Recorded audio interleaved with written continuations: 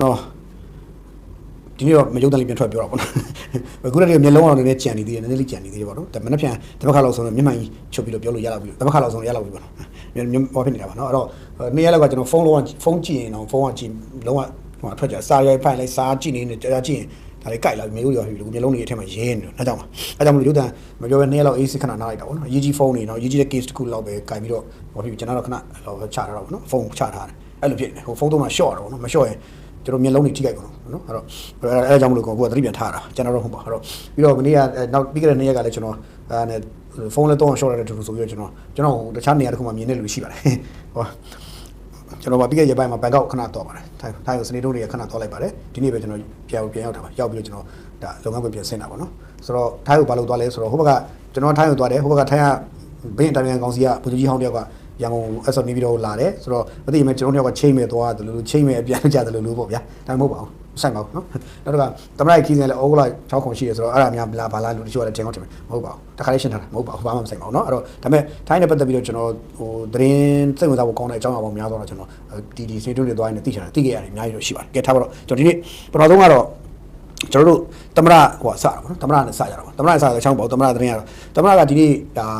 နှစ်ပေါင်းရာချီတဲ့တန်းရှိတဲ့ဝစီယာရုပ်ရှင်ရုပ်ရှင်လို့ခေါ်တာပေါ့ကျွန်တော်တို့ကစက်ရုံပေါ့ကစက်ရုံကိုဒီနေ့ဒါဒီနေ့29ရက်နေ့မှာသူကိုယ်တိုင်တက်ရောက်ပြီးတော့ဖွင့်လှစ်ပေးပါပြီဒါကစက်ရုံလည်းဖြစ်တယ်ဒီကသူကစက်ရုံလည်းမဟုတ်သူအခြားကဏ္ဍအသီးသီးမှာဒီအမှုပညာနဲ့ပတ်သက်တဲ့ဒီဖြောပြမှုနဲ့ပတ်သက်တဲ့ကဏ္ဍအစုံကသူကသုံးဆွဲလောက်ဖို့ရည်မှန်းထားတဲ့ဆိုမျိုးတွေဒီနေ့သမရတော့ပြောသွားတယ်လို့သိရတာပေါ့နော်ဆိုတော့ကျွန်တော်သတင်းတောက်တွေတော့သွားပြီးတော့သတင်းယူရရရှိပါတယ်အဲ့တော့သမရပြောတာလေးလည်းကျွန်တော်ရှိမှာတော့တင်တာရှိပါတယ်အဲ့တော့သမရတော့ဒီနေ့လာဖွင့်ပေးသွားတယ်ပြီးတော့သူအာဂတခေါ်ပြလိုက်လို့အာဂတသိပ္ပံလိုမျိုးပေါ့ဒီလှိုင်းနဲ့ဟိုဒီမှာ MICD ဝင်းထဲမှာရှိတာဟုတ်တယ်ဒါလည်းသူလာလိတာလို့သိရတယ်နောက်ပါရှိလဲဆိုတော့သူနောက်ဒီကျွန်တော်တို့စာပေဗိမ္မာစာမျိုးသားစာကြည့်တယ်လို့ခေါ်မှာဟောပေါ့ကျွန်တော်တို့ဟိုတိတ်ဆောက်ဝင်နာမှာဖွင့်ထားတဲ့ဟာလေးအဲ့ဒါလည်းသူတွက်ကြည့်တယ်လို့သိရတယ်ပေါ့နော်ဆိုတော့တွက်ကြည့်တယ်ပြီးရင်တော့ဒါတွေကကျွန်တော်ဒီနေ့အဲ့ဒါကိုပြောချင်တာမဟုတ်ဘူးဒီကပြီးရင်တော့သူမနှက်ဖြန်ကိစ္စပို့စိတ်ဝင်စားဖို့ကောင်းတယ်ကျွန်တော်တို့အားလုံးသတိပေါ့နော်ဟိုလူတွေကလုံးဝသတိမေ့နေတဲ့ကိစ္စတခုအဲ့ဒါဘာလဲဆိုတော့မနှက်ဖြန်ကဂျပန်နဲ့မြန်မာနဲ့စီးပွားရေးဖိုရမ်တခုလုပ်မှာအဲ့တော့ဂျပန်နိုင်ငံစီးပွားရေးလုပ်ငန်းရှင်တွေအများကြီးမြန်မာပြည်ကိုရောက်လာပြီးတော့မြန်မာပြည်စီးပွားရေးလုပ်ငန်းရှင်တွေနဲ့မနှက်ဖြန်ဖိုရမ်တခုရန်ကုန်မြို့ MCC မှာကျင်းပဖို့ရှိတယ်လို့သိရတယ်မရန်ကုန်နဲ့ MCC မှာကျင်းပဖို့ရှိလို့သိရတယ်အဲ့ပေါ်သမရသူကိုယ်တိုင်တက်မယ်လို့အချက်မြင်ကျွန်တော်သိထားတယ်ဆိုတော့ဂျပန်နဲ့မြန်မာကြားမှာဆက်ဆံရေးပြတ်တောက်သွားတာတော်တော်ကြာခဲ့ပြီပြောရရင်တော့တော်တော်လေးဆက်ဆံရေးပြတ်တောက်သွားခဲ့တာပေါ့နော်ပြောရ2021နိုင်ငံရေးခင်းချင်းနဲ့အတူဂျပန်မြန်မာဆက်ဆံရေးတော်တော်လေးသူစူဝါနည်းနည်းလေးဖြစ်သွားပြီးတော့နောက်မှတဖြည်းဖြည်းချင်းပြန်တဲ့မှတ်ကြတယ်ဝိုင်းဝန်းပြီးစူးစမ်းပေးလိုက်ကြတယ်ပေါ့နော်ဂျပန် community တွေကိုဝင်ရောက်ထိုးဖောက်ပြီးတော့စူးစမ်းပေးလိုက်ကြရင်နဲ့အခု9နှစ်ကျော်6နှစ်ထဲရောက်လာတဲ့အခါမှာတော့အခုဆိုရင်ဂျပန်မြန်မာ CY Forum တခုကိုဒါစပြီးတော့ MCC မှာစလုပ်နိုင်ပြီအဲ့ဒါနေတစ်ဆင့်ပြီးရင်တော့နောက်တစ်ဆင့်တော့ကျွန်တော်ထင်တယ်တစ်ဆင့်တော့ဂျပန်မြန်မာဆက်ဆံရေးပူးပေါင်းဆောင်ရွက်မှုတွေပြန်ပြီးတော့တဖြည်းဖြည်းတက်လာလိမ့်မယ်ယူဆတယ်ပေါ့ကျွန်တော်နိုင်ငံကိုလည်းဂျပန်ရဲ့ investment တွေဂျပန်ရဲ့ဒီ grant တွေ aid တွေ loan တွေဒါတွေကအများကြီးလာဖို့လို့ဒီပညာတွေပေါ့ဗျာဒီပညာတွေအကုန်လာဖို့လို့ကျွန်တော်တို့နိုင်ငံကလက်ခံတဲ့နာဂျပန်လည်းလက်ခံရမယ်တောင်ကိုရီးယားလည်းလက်ခံရမယ်တရုတ်လည်းလက်ခံရမယ်အိန္ဒိယလည်းလက်ခံရမယ်အမေရိကန်လည်းလက်ခံရမယ်ယူရိုပလည်းလက်ခံရမယ်အိန္ဒိယထိုင်းလည်းလက်ခံရမယ်ကျွန်တော်တို့ကကိုယ့်နိုင်ငံတိုးတက်ကြောင်းအတွက်ဆိုရင်တော့ဘယ်နိုင်ငံနဲ့မဆိုပေါင်းရမယ်ဒါပေမဲ့ကျွန်တော်တို့နိုင်ငံကိုနစ်နာသွားပြီးတော့သူတို့ကောင်းစားသွားတဲ့ဟာမျိုးနိုင်ငံတစ်ခုခုကလောက်ရအဲ့နိုင်ငံကျွန်တော်တို့ကလုံးဝကန့်ကွက်ရမယ်ဒါကျွန်တော်တို့ရဲ့မူဝါဒဖြစ်တင်တာပေါ့နော်ဆိုတော့ကျွန်တော်တို့နိုင်ငံနဲ့ပူးပေါင်းဆောင်မှုတွေတိုးမြင့်မှုလုပ်လာတဲ့ဂျပန်နဲ့ဆိုတာကျွန်တော် welcome လုပ်ရမယ်ပေါ့နော်ကျွန်တော်တို့ဝမ်းသာပါတယ်တမနာလည်းအဲ့လိုသူကိုယ်တိုင်တက်တယ်လို့သိရတက်မယ်လို့သိရတယ်ပေါ့နော်ပြီးတော့ဒါသူဂျပန်မြန်မာစီးပွားရေးဖိုရမ်မှာသူဘာပြောမလဲတော့မသိဘူးပေါ့နော်ဂျပန်မြန်မာစီးပွားရေးဖိုရမ်စီးပွားရေးဖိုရမ်လို့ပဲပြောမလားဟိုစနေပဲလို့ပြောမလားပေါ့နော်ပြီးတော့တရားဥပဒေအထူးတေချာဒီအများသတင်းတွေမှာပေါ့အပြင်သတင်းတွေမှာတိတ်ပြီးတော့တိတ်မထွက်အောင်လို့တော်လေးသူတို့လုတ်ခဲ့ကြပုံရတယ်အဲဒါကြောင့်လည်းပြည်တွင်းမှာရှိတဲ့မီဒီယာတွေရောပြည်ပမှာရှိတဲ့မီဒီယာတွေကပါအဲ့ဒီကိစ္စကိုသိချာမသိကြအောင်မနေ့ကပြီးသွားတော့မှပဲအိုးနဲ့ပြည်ပြင်းမီဒီယာတွေရေးကြအောင်လို့တော့ကျွန်တော်မသိဘူးပေါ့နော်ဂျပန်ကိုသွားပြီးကန့်ကွက်တာတွေဘာဖြစ်လဲညဖြစ်လဲလုတ်ကြအောင်လို့တော့မသိဘူးဒါတော့ပြည်ပြင်းမီဒီယာတွေရဲ့ရေးအားကြောင့်ဟို NUG တို့ဘာလို့ညာတို့ဟိုဘက်အုပ်စုတွေဂျပန်ရောက်နေပေးဆိုတာကန့်ကွက်ကြအောင်လို့တော့မသိဘူးဒါနိုင်ငံစီးပွားရေးအတွက်ဂျပန်မြန်မာပူးပေါင်းဆောင်မှုပြန်လည်လုပ်ကြမယ်ကိစ္စကျွန်တော်တို့ကြိုးစားရမယ်ပေါ့သမ္မတလည်း welcome လုပ်ပါလိမ့်မယ်လုပ်ပြီးရင်သမ္မတကိုယ်တိုင်လည်းဒီဂျပန်နဲ့ပတ်သက်ရင်သူ့ရဲ့ဒီမျှော်မှန်းချက်ပေါ့နော်သူဝါချက်တွေသူပြောလိမ့်မယ်လို့ယူဆတယ်ပေါ့နော်အဲ့တော့ဒါအဓိကတော့သမ္မတဒီရန်ကုန်ကိုရောက်ပြီးတော့သူကအဓိကဒီဂျပန်မြန်မာပွဲတက်တဲ့နောက်ဝစီယာဖွင့်အောင်တစ်ခါချိတ်ပြီးတော့တစ်ခါတွဲဆိုင်လောက်သွားတာတွေ့ရတယ်ဒါပြီးရင်တော့သူနေပြီးတော့ပြန်ပြီးရင်တော့နောက်တင်ကြတယ်ဘန်ကောက်ကိုသူထိုင်းကိုသွားမယ်ပေါ့ဗျာ6အောက်ကို6ခုထိုင်းသွားမယ်ပေါ့ဒါကတော့ကျွန်တော်တို့အားလုံးသိပြီးသားကိစ္စပေါ့နော်ဆိုတော့ဒါလေးဒီနေ့အဖွင့်ဖြစ်နေစပြောတာပေါ့နော်ကဲအဲ့တော့အဖွင့်ဖြစ်တဲ့အဲ့ဒါပြောပြီးတဲ့နောက်ကျွန်တော်ကဘာဖြစ်မလဲဆိုတော့ဒီကနေ့ဟိုပြီးခဲ့တဲ့နေ့အတွင်းမှာယထာနဲ့ပတ်သက်ပြဿနာတွေတခုတက်ခဲ့ကြတယ်ဒီရန်ကုန်မော်လမြိုင်ပြည်တဲ့ယထာမှာအမျိုးသမီး54ဦးပေါ့နော်အမျိုးသမီးကြီးတစ်ဖွဲ့ပေါ့နော်အမျိုးသမီးတစ်ဖွဲ့54ဦး ရေးယူခံရတဲ့ဆိုတဲ့သတင်းတွေဒါရှိခဲ့တယ်ပေါ့နော်ဆိုတော့အခုဘယ်လောက်လဲသူနောက်ဆုံးရေးယူတာဒီနေ့နောက်ဆုံးရေးယူတာသူတို့တယောက်ကိုကြက်တသိန်းနဲ့ဒဏ်ကြေးရိုက်လိုက်တယ်ပေါ့နော်သူဥပဒေမှာလည်းကြက်သိန်းကိုကြက်1000တို့ဟိုတော့ထောင်တန်းလပိုင်းကြီးပေါ့တစ်လ3လလောက်အဲ့ဒါ1000လထင်တယ်အဲ့ဒါပြီးတော့ဒန်နီယယ်လုံးဖြစ်စီစက်စင်ကြားတယ်ဆိုတော့အဲ့တော့ကြက်ခံသိနေပေါ့ဆိုတော့မျိုးပြောတယ်ရှင်အဲ့ဒါအခုတော့သူ့ဝိုင်းပြီးတော့ဟိုသူတို့ရဲ့ဗီဒီယိုကလစ်တွေကလည်း social media မှာပေါ်လို့ရလာတဲ့ခါကျတော့ကြည့်ရအာနာဝယ်ဖွဲ့စည်းတယ်လေရေးယူမယူလို့မရရေးယူရတယ်ရေးယူရခါကျတော့ထောင်တန်းသွားလုပ်လို့လည်းမရအောင်ဆိုတော့ဘာကြောင့်လဲဆိုတော့သူတို့ဒီအမျိုးသမီးအဖွဲ့ကလည်းမွန်ပြည်နယ်မော်လမြိုင်မှာဆိုတကယ်ဟိုဒါဟိုဘာဖြစ်တဲ့အဖွဲ့တွေပါတကယ်ဟိုအားကောင်းတဲ့အဖွဲ့တွေဖြစ်တယ်ပြီးတော့ကျမကြီးကမြကမ်းမှာကျမကြီးအမြဲတမ်းတခြားဘာဖြစ်ကြတဲ့အဖွဲ့တွေပြီးတော့ဒီပြီးခဲ့တဲ့အစိုးရဆက်လုံးမှာလည်း Dr. Supporting Role မှာရှိခဲ့ကြတဲ့သူတွေအခုဒီယထာပေါ်ကျတော့သူတို့ပျော်ကြတာတင်မယ်အပျော်လုံးသွားတာလားဒါမှမဟုတ်အချင်းတွေဘယ်လိုကြောင့်လဲမသိဘူးအဲ့ထားပြီးတော့ဗီဒီယိုကလစ်တွေတက်သွားတော့အဲ့တော့အတိုက်ခန်းပြီးတော့အခုတော့အစိုးရအာဏာပိုင်ရေးယူလို့မရတော့ရေးယူလိုက်ရတယ်ပေါ့နော်ရေးယူတယ်ဆိုပြီးတော့သူတို့ဖမ်းတော့မလုပ်ဘူးတယောက်ကိုတန်ငွေ3သိန်းဆိုပြီးတော့54ယောက်စားတန်ငွေ54သိန်းဆောင်ခိုင်းလိုက်တယ်ဒါနှစ်ဖက်ပြေးလဲအောင်လုပ်လိုက်တဲ့သဘောပေါ့ဗျာပြောရင်တော့ဟိုတချို့ကပြောလိမ့်မယ်ဟိုတခြားလူတွေကြောက်ထောင်ချပြဟိုထောင်ချပြတယ်ထောင်တစ်လတော့ချပြတယ်အခုကြာမှသူတို့ကြာမှ3သိန်းလားဆိုတော့ဟိုဒါတော့သူတို့အနေထားချီနေပေါ်မူတည်ပြီးတော့လဲသူသက်ဆိုင်ရာအာဏာပိုင်တွေနိုင်ငံတော်ဘာတွေကူညီထားလဲဘယ်လိုဖြစ်လဲဘယ်လောက်ဆိုးရလဲအဲ့သူတွက်ချက်ပြီးမှပြင်ဆင်ချမှရတဲ့သဘောလို့ကျွန်တော်ယူဆပါတယ်အဲ့တော့ကျွန်တော်ဒီနေရာမှာတခုပြန်စဉ်းစားဖို့နော်ကျွန်တော်တို့ဒီယထာနဲ့ပတ်သက်ဒီဘက်မှာယထာနဲ့ပတ်သက်ရင်ဒါနာမည်ကြီးနေ DMU ကဒါရနာမည်ကြီးနေဗျာဟိုရန်ကုန်နေပြီးတော့ရန်ကုန်မန္တလေးရန်ကုန်ပြည်ဦးဆိုပြီးဆွဲတော့မယ်အခုရန်ကုန်မော်လမြိုင်အစရှိသဖြင့်ဒီ DMU ယထာတွေကတော်တော်လေးနာမည်ကြီးလာတယ်ပြီးတော့လူတွေအတွက်တက်တောင်စာပို့ဖြစ်လာတယ်ပို့ပြီးအဆင်ပြေလာတယ်ယထာဘောကတကယ်ကိုဒီဟိုဗာလေအရင်တော့ဆုပ်ဆုပ်ပြက်ကလုံးလန်ပို့တော့ပဲယထာလုံးဝညင်ညောင်းပြီးတော့အချိန်လည်းတိကျတယ်မြန်လည်းမြန်တယ်မှန်လည်းမှန်တယ်အဲ့လိုဖြစ်နေတဲ့အနေထားမျိုးမှာ DMU ကကောင်းတဲ့နေထွက်နေတဲ့အချိန်မှာအရေးယူပြတာတွေဖုန်းတိုင်းအရေးယူပြတယ်တိတ်များသွားရင်လေလူတွေကငါတို့ယထာပေါ်တက်ရင်အရေးယူခံတခုခုများဖောင်းလို့အရေးယူခံမလားဆိုတော့အစိုးရကြလေလူတွေမှာဝင်သွားစီနိုင်တယ်ပေါ့နော်ဆိုတော့လူတွေနေနဲ့လည်းပြည်သူလူထုနေနဲ့လည်းယထာကိုစီးနေကန်နဲ့စီးကန်တကြနိုင်ငံကြီးသားပြီးသွားဆိုစီးကြပါအစစ်တမ်းရှိတဲ့နိုင်ငံသားတဦးဖြစ်အောင်ပြီးသားဆိုယထာစီးကြပါဒီလိုပဲအာဏာပိုင်ဖွဲ့စည်းရနေနဲ့လည်းဟိုတိတ်လေးကြားနေပုံတိုင်းရေးယူရဲဆိုတာမျိုးကြီးဆိုလို့ရှိရင်လေတခြားတက်ရောက်ဆိုကြပြောင်းပြန်လှန်သွားမှလေကျွန်တော်ကောင်းကရင်ကနေပြီးတော့ပြောင်းပြန်လှန်သွားမှလေကျွန်တော်စိုးပါတယ်ဘာလို့ဒီယထာပြေးတာကြီးအောင်မြင်နေတယ်ပုံလည်းအောင်မြင်နေတယ်တော်တော်အောင်မြင်နေတယ်အောင်မြင်ပြီးတော့လူကြိုက်များတယ်လူတွေစိတ်ဝင်စားတယ်ပြောကြတယ်တချို့ဆိုပဲဟိုနေပြီးတော့ကားမရှိတော့ဘူးတဲ့ယထာပဲသွားစီရတယ်အဲ့လိုလူတွေအများကြီးပဲအဲ့တော့အောင်မြင်နေတဲ့အရှိန်အဟုန်ကိုဒီလိုအရေးယူရဲဆိုတဲ့သတင်းတွေကဖုံးပြီးတော့ပြောင်းပြန်လှန်သွားရင်အဓိပ္ပာယ်လေးတစ်မျိုးဖြစ်သွားတတ်တယ်ပေါ့နော်အဲ့တော့ဒါကိုအာဏာပိုင်ဖွဲ့စည်းနေပပနဲ့လေးကင်တွယ်ပြီးတော့ဒါသူလုပ်ဖို့လိုတယ်စီးတဲ့သူတွေကလည်းစီးမဲ့ကမ်းမဲ့လေးတွေမလုပ်တော့ဘဲနဲ့ယထာနဲ့ပတ်သက်ရင်စီးမဲ့ကမ်းမဲ့လုပ်ရင်ငါတို့ရေးခံနိုင်တယ်ဆိုတာမျိုးလုပ်ပြီးတော့ဒီရှင်းရှင်းလင်းလင်းဖြစ်သွားတယ်ပေါ့နော်ယထာစီလိုရေးယူရဲဆိုတာမျိုးခေါင်းစဉ်ပြောင်းမသွားအောင်လို့ဥပဒေစီမင်းစီကလူတွေကိုချင်းချင်းကိုအစင်တန်းကိုနားလဲပေါ့ဗျာကိုအစင်တန်းရှိနဲ့ယထာစီတဲ့သူဖြစ်အောင်လောက်ကြဒီလိုလေးနဲ့နှစ်ဖက်မျှကြီးနဲ့တွားရင်ဒီအောင်မြင်နေတဲ့အရှိန်လေးကဆက်သွားလို့ရမယ်မဟုတ်ရင်မလိုအပ်ဖက်နဲ့ပြောင်းပြန်လှန်သွားတဲ့အမျိုးဖြစ်သွားမှလည်းကျွန်တော်စိုးရိမ်မိပါတယ်ဒါလေးကတော့ကျွန်တော်အားလုံးနဲ့ချုပ်ပြီးတော့အပြုသဘောဆောင်ပြပြတာအားလုံးနဲ့ချုပ်ပြီးတော့ဗောနော်ရှေ့ဟိုရေးယူခံရတဲ့လူတွေလည်းတက်တော်သူရေးယူလို့တပတ်လောက်ဆိုလည်းပြန်လွှတ်ရင်လှုပ်ပေါ့ဗျာလူမလို့တော့ဘူးသူတို့လည်းနောင်ကျင်သွားပြီပဲတိကြပြီဗောနော်ဆိုတော့တော်ပြီပေါ့ဗျာနော်ဒါပေမဲ့တစ်ခုတော့ရှိတာဗောစီးနေတဲ့လူတွေဆိုင်သွားနေခဲယထာကိုခဲနဲ့ပေါက်တာလို့ယထာတန်လန်းကိုဖျက်ဆီးဖို့ကြိုးစားတာလို့လူတွေများရောပဲအဲ့ဒါဆိုတော့ပြင်းပြင်းထန်ရေးယူရမယ်ယထာစီးနေတဲ့အပေါ်မှာဟိုစူညာဘာညာဖြစ်တာဘာညာကြီးဆိုတော့ရေးတော့ရေးပြီးတော့ဟိုပြောလို့ဖြည်းတက်တာလောက်ကြအောင်နောက်မှဆိုရင်မကောင်းဘူးပေါ့နော်လူတွေကလည်းပြင်ရမယ်အာနာပိုင်တွေကလည်းပပနဲ့ကင်တွဲရမယ်နှစ်ဖက်ပပနဲ့လုပ်ဖို့လိုတယ်ကျွန်တော်ဒီမှာနှစ်ချမ်းယူလေးပြောပါမယ်တကယ်စီးတဲ့သူတွေမှာလည်းအားနည်းချက်ရှိမယ်ပြင်တယ်ခင်ဗျားတို့လည်းစီးတဲ့သူတွေလည်းပြင်ရမယ်အာနာပိုင်တွေလည်းအရေးယူတာပြင်ထန်အကြီးလို့လည်းမကောင်းဘူးအဲ့တော့နှစ်ဖက်ကိုညှိနှိုင်းပြီးတော့လုပ်ကြတစ်ဖက်ကလည်းယထာတစ်ခုပဲနောက်တစ်ခုကယထာနဲ့ပတ်သက်ရင်တော့ခဲနဲ့ပေါက်ပြတာတန်လန်းတွေချိုးပြတာဖဲ့ပြတာဂန်ချမ်းလုံးတွေခူတာအဲ့လိုမျိုးဆိုရင်တော့အဲ့ဒါလှုပ်သက်တွေသိနိုင်တယ်အဲ့ဒါကတော့ထိထိရောက်ရေးယူကျွန်တော်ဒီလိုလေးခွဲပြီးတော့ပြောပြရစီနော်ဒါလေးကျွန်တော်ပထမဆုံးတစ်ခုပါနောက်တစ်ခုကဒီနေ့ဆရာဆန်လန်းမှာဖြစ်သွားတဲ့ဟာလေးဆိုရင်ရန်ကုန်မြို့ဆရာဆန်လန်းပေါ့နော်အဲ့ဒါလေးဆိုကျွန်တော်ဗီဒီယိုလေးကြည့်ပြီးတော့ကျွန်တော်စိတ်ထဲတော့မကောင်းဟိုဓာတ်ပုံလေးလည်းကျွန်တော်မြင်ရပါတယ်လူရဲ့အသက်ဟာနေချင်းညာချင်းအမျိုးပြောင်းလဲနိုင်တယ်ဆိုတာကျွန်တော်တို့ပို့ပြီးတော့ဟိုရသင်္ကန်းစာရစီပါတယ်ဥပမာဗျာဒီမှာကျွန်တော်ခင်ဗျားတို့ဗီဒီယိုလေးတစ်ခုဖွင့်ပြဖို့တော့ကျွန်တော်ဖွင့်ပြလိုက်ပေါ့နော်ဖွင့်ပြပြီးတော့ကြည့်လို့ရအောင်လို့ပေါ့ကျွန်တော်ဒါလေးကြည့်ပြီးတော့လူအသက်ပေါ့နော်ဒါနေချင်းညာချင်းပဲလူကဒါဒီနေ့ရန်ကုန်မြို့ဆရာဆန်လမ်းပေါ်မှာဖြစ်တယ်လေဟောဒီအပင်လဲသွားတယ်ပေါ့အဲ့ရဆိုတော်တော်လေး60စက္ကန့်လောက်ရှိတဲ့ဗီဒီယိုဖိုင်လေးပေါ့ဗျာနော်ကျွန်တော်ကြည့်ပြီးတော့စိတ်ထဲမကောင်းပါဘူးဒါဆိုနောက်တစ်ဖိုင်ဒါဆိုရင်အပင်ကသူ့အတူဖြစ်နေတယ်အပင်ကသူ့ရဲ့ live ပေါ်ကိုလဲသွားတဲ့ဟာကြီးကတော်တော်လေးပြန်တွေးကြည့်ကံကြမ္မာပေါ့ဗျာဒီဖြစ်တဲ့ကံပေါ့ဗျာကံပေါ့ဆိုတော့အဲ့တော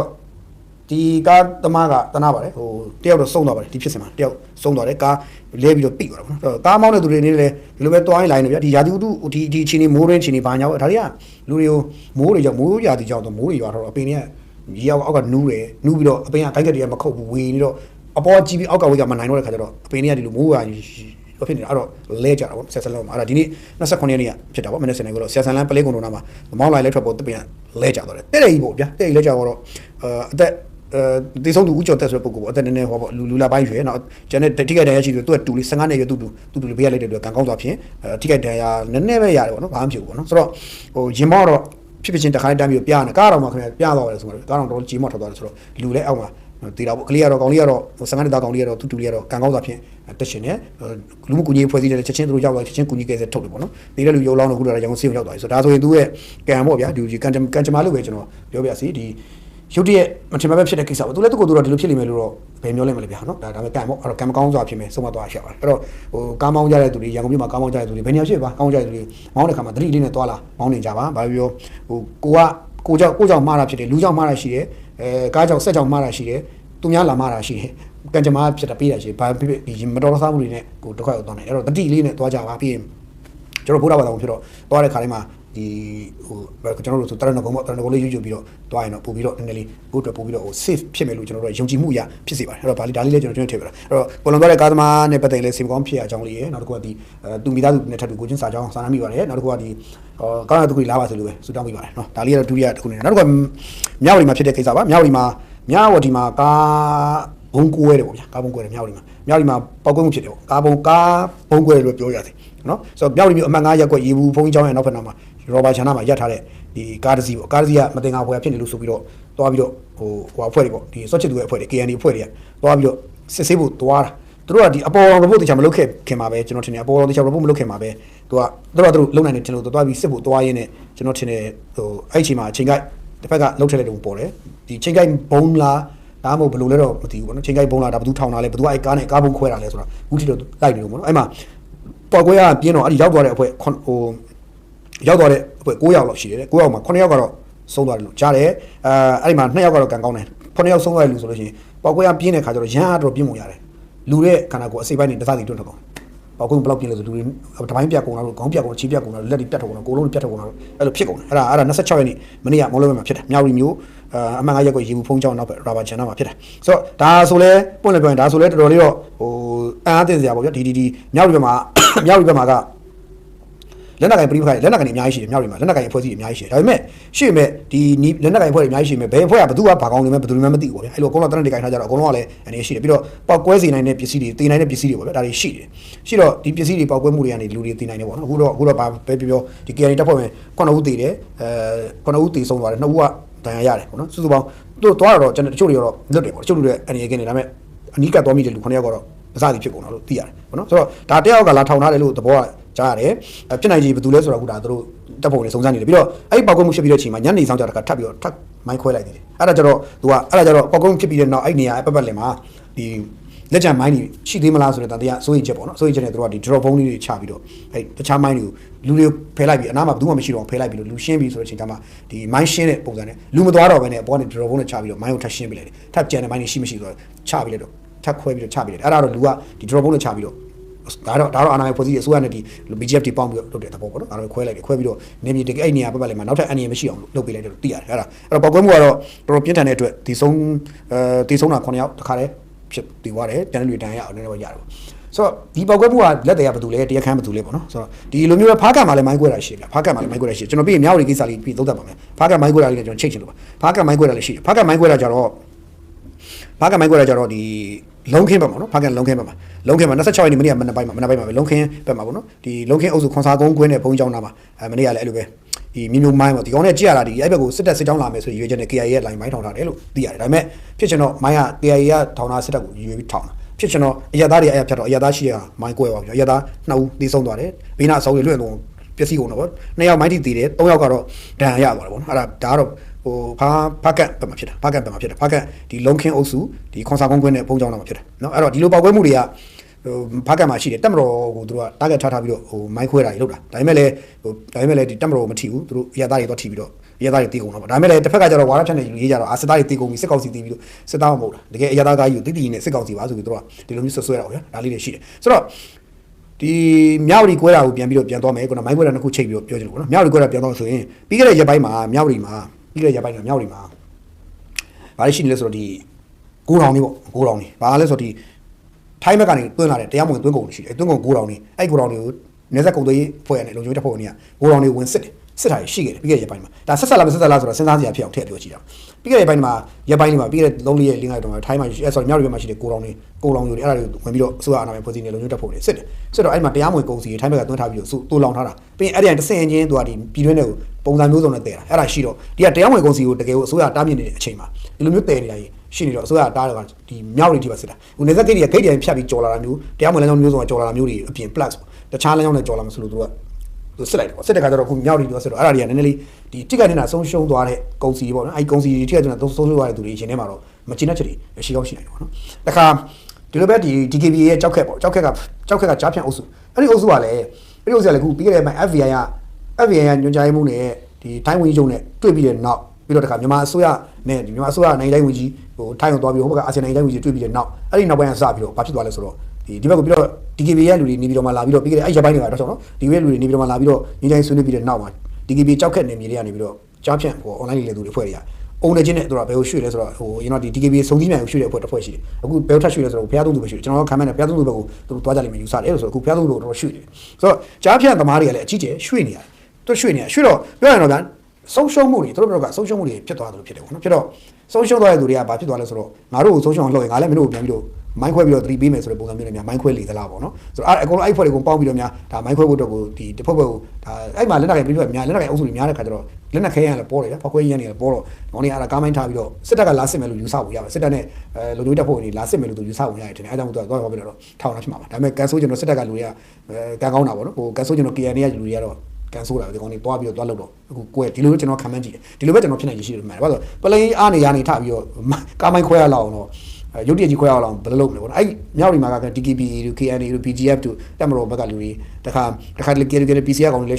ရှောက်သွားလေးနေတယ်တခါလေ KNU KNL ရဟာတွေလည်းသွားတယ်တခါလေကောင်တူလေးရကောင်တွေလေးသွားအဲ့တော့အဲ့ဒီမှာဗျာလူတယောက်ကဒီဘက်ဒီခုနကျွန်တော်ပဲကတ်ခွာလေးလို့ကျုံတို့ကတ်လိုက်ခွာလေးလုပ်နေတဲ့ကောင်တွေဆိုတော့တို့ကဟိုဘသူဘဝဆိုတော့မကွဲပြားဘူးဒီနေ့ DKB နောက်နေ့ KNU PC ဖြစ်ဖြစ်တာနောက်နေ့ကျတော့ KNU KNL အုပ်စုရောက်သွားနောက်နေ့ကျတော့ဟိုနေရာမြစီရောက်တာတို့ဒီလိုမျိုးတို့က